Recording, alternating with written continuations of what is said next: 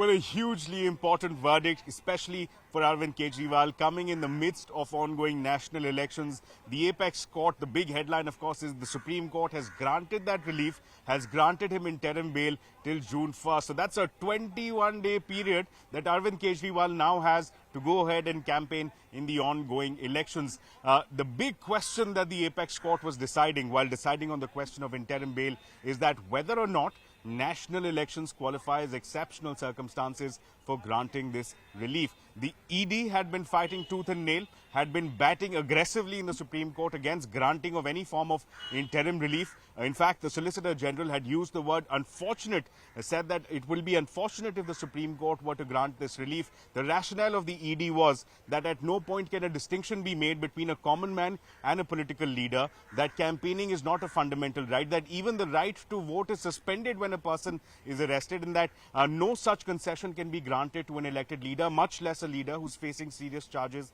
under the PMLA. Now, that is a question, however, that the apex court has taken a different view on. Arvind Kejriwal, throughout his arrest, since the time he was arrested, his legal team has been arguing first before the trial court, then before the High Court, also here before the apex court, that this is a politically motivated arrest. The argument, that has been a common theme, the argument has been is that he was particularly targeted, given that he's an opposition leader and given that the national elections are around the corner. This was a targeted arrest by the Enforcement Directorate. Now, that appears to have had some impact as far as the apex court proceedings are concerned. The fact that the national elections are underway has weighed heavily in his favor, has weighed heavily on the minds of Justice Khanna-led bench of the apex court. Justice Khanna-led bench, in the course of this week's hearing, very clearly pointed out that while the Supreme Court is keen on making sure that there is no distinction between a political leader as well as a common man, nonetheless, the Supreme Court said that the national elections come only once in 5 years. The fact that he is an elected chief minister of Delhi,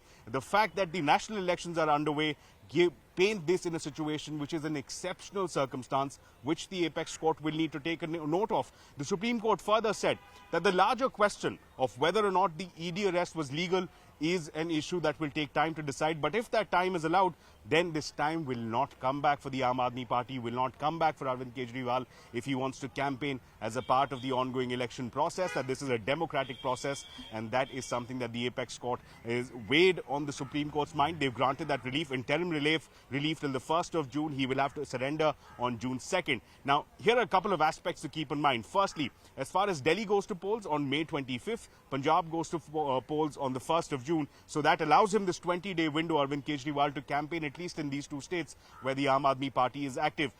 Also, another aspect to bear in mind is whether or not this acts as a precedent. Let's keep in mind that Hemant Soren has also been arrested by the Enforcement Directorate. He resigned as the Jharkhand Chief Minister, subsequently has been contesting that arrest, but he too has been asking for the same relief, that I too am an elected leader, I too am fighting the elections are underway, and I too should be granted that interim relief. So that's the next big question we'll have to watch for, whether this order by the apex court granting interim relief in light of the ongoing elections also weighs in favor of other elected leaders such as Hemant Soren.